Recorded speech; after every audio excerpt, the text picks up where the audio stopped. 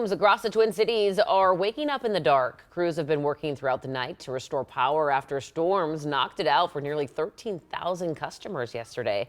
And of course, the need is even more urgent with extreme heat starting to settle in today. That's right. Audrey Russo joins us from a cooling center in St. Paul with important reminders to help you stay safe. Good morning, Audrey.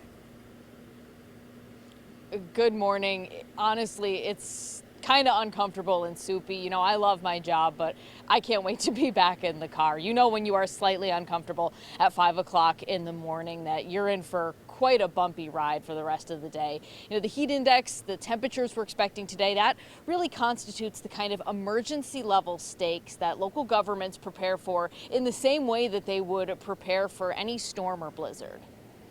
So our 911 does receive an increased number of calls when there are really hot days.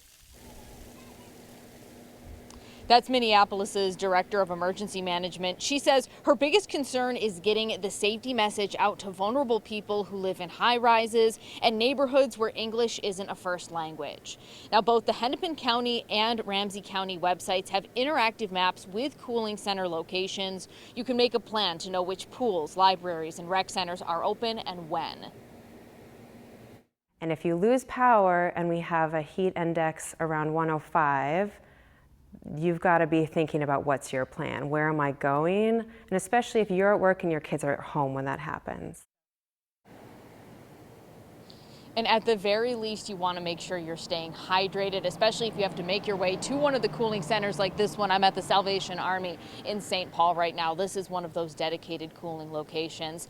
Now, coming up in about a half hour, we're going to talk more about the symptoms of heat stroke, which is life-threatening, and some of the remedies. And spoiler alert, Jason, Alicia, they are not pleasant. Back to you. Yikes. All right. Good reminders there, Audrey. Thanks so much. We'll check back soon.